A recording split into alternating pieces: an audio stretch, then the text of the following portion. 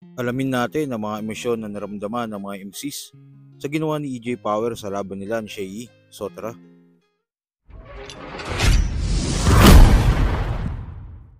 Kakaibang dark humor nga ang pinakita ni EJ Power kamakailan sa naging laban nila ni Shei na nangyari sa Ahon 15. Marami ang nagulat at namangha sa pinakita niyang persona, pero props pa din kay Shei dahil yung mga punto niya ay talagang epektibo. Iba lang talaga yung karakter na ginampanan ni EJ Power sa naging laban nila.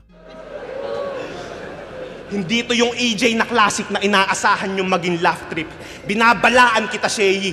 Higpitan mo yung kapit dahil wala rin mangyayari kahit umawat pa si Arik. At sisiguraduhin ko, lahat ng magre-react sa bahaging to hindi makakaakyat ng langit. Sa mga batang nanonood dyan, para sa sarili nyo tong kaligtasan, panoorin nyo kapag tulog na magulang nyo tapos yung volume pakihinaan. Kasi malaki daw yung kitaan sa live. Yan yung aking nabalitaan. Pues magla-livestream din ako ngayong gabi. Sa dark web nga lang. Mas malala pa to sa Visconde at the Ser Corbito. Dahil pag inatake ako ngayon ng PTSD, patay tong Shei dito. Wala akong ititira. Miski isang ongki ko, unti-unti kayong malalagas parang pamilya Aquino. Babatiin ko yung nanay mo ng magandang gabi, Maria Luisa. Sakto yung bahay nyo, hindi nakakandado. Gigilitan ko siya sa may lababo habang naglilinis siya ng plato. Sasaksain ko ng maraming beses sa tiyan, likod, binte, tsaka braso para mas marami akong butas na papasukan kapag tinitigasan na ako. Wala akong pake! Wala akong pake! Kahit may batang umiiyak pa, tatalsikan ko pa yan ng tamod parang ginawa ni Tekla sa anak niya. Gusto nyo bang malaman kung paano tumatakbo yung sex life ko? Pakibinyagan nyo na yung bata na mahugasan na yung flashlight ko. Wala akong pake, di ako makikinig sa kung ano man subalit bagamat at datapwat. Ginagawa ko to mag-isa ng walang halong kasabwat. Tututukan ko pa yung asawa mo ng matalim na panaksak. Mamili ka, papatayin ko to o kakantutin mo yung sarili mong anak. Pati yung kapatid mong si Moy, tsaka si Ann, sabay-sabay mabibiyak. Hindi ko to malilimutan dahil yung gamit ko itak. Ginagawa ko ang lahat ng to habang ako'y umiiyak katulad ng ginawa ko sa mga pamilya na pinatay ko sa Iraq.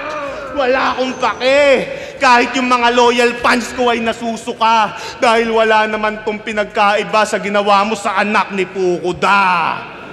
At pagkatapos nun, sigurado ikay matataranta. Magpapakita pa ako sa harap niya habang iniiyakan yung pamilya niyang nasalanta. Kahit pwede kitang patayin, wala pa rin akong gagawin sa kanya dahil mas masaya kapag nakita kong nagpapakamatay ka. And that's closed casket, beyond recognition. Ayoko na ng mga tawanan, sawa na ako sa ganyang feeling. Yung komedyante na persona, hindi ko na yan mithiin cause I have lived long enough to see myself become a villain. Lumampas na ako ng linya. Eto ba yung gusto nyong anyo? Ang nakakatakot nga lang dyan, eto na yung totoong ako. Ako na nagpakakontrabida dahil di mo maayos na nagampanan yung papel na yan at ikaw na yung ginagawa kong bida nang malaman mo kung gaano yan kasarap sa pakiramdam.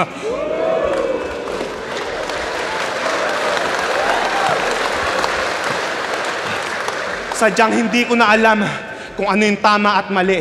Sinusulit ko na lamang yung bawat sandali. Binidyohan ko pa lahat ng pangyayari para may remembrance akong matabi at para mayroon akong pagjajakulan kapag hindi ako makatulog sa gabi. Yan yung estilo mo. Ginawa lang kitang ehemplo mula sa marumi mong utak at bunganga na walang preno. Kung pagiging kupal na imahe, yung nais mong masemento, pues mamamatay ka ng bastos na walang makukuha na respeto. Bate lang po. Kung may magre-react man dyan sa mga barakong nilatag, panoorin nyo mamaya sa judging kung paano magre-react si Sayad. Kung tingin mo hindi ito magkakatotoo, pues puking ina mo. Alam mong pwede itong mangyari kasi taga-QC lang kayo. Kung ayaw mong magkatotoo yung skema ko, pues pakinggan mo ko. Ilak mo lagi yung pintuan nyo sa room 706, 7th floor, building 412 ng Amariles Condo.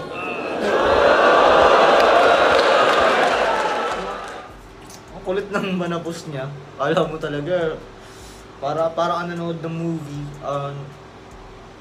Navi-visualize ko yung sinabi, ang buong scheme ni EJ. Ganun niya nalatag ng maayos. Nagpipicture siya sa utak mo. Ang dali niyang kuhain sa isip. Kumbaga, hindi ka na mag-e-effort para i-explain pa sa isip mo yung pangyayari. Nagawa niya yun ng maayos. Parang... Yun, tayo na sobrang dilim na yung imahe na gagawa niya sa isip. Parang yun, yung sasaksakin para madaming butas na papasukan, ganun. Sobrang dilim na nga ng mga banat. Ganon. Pero this time kasi ayun, may mga trip pa din ako na yung pag-aantay ng abuga siya, ayun, abo na siya, yung mga ganong pero yun, sobrang dilim, nakakilabot nga yung mga banat ni EJ. Tas yung uli yung sa condo, ewan ko kung legit na yun talaga, pero natawa siya. Pero di natin alam kasi nung parang alam ko laban din nila nila Smaglas siya ni Shay tas kala Abra, parang yung binanggit ata number ni Looney doon, number talaga ni Shay, kaya hindi natin alam, kaya yun. Pero yun, sobrang dilim nung round 3 ni EJ. 7th floor building 412 ng Amariles Condo.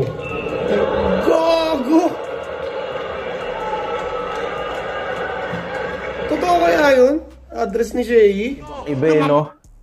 Parang sobrang grabe yung yung emotion dun sa sinabi niyang yun.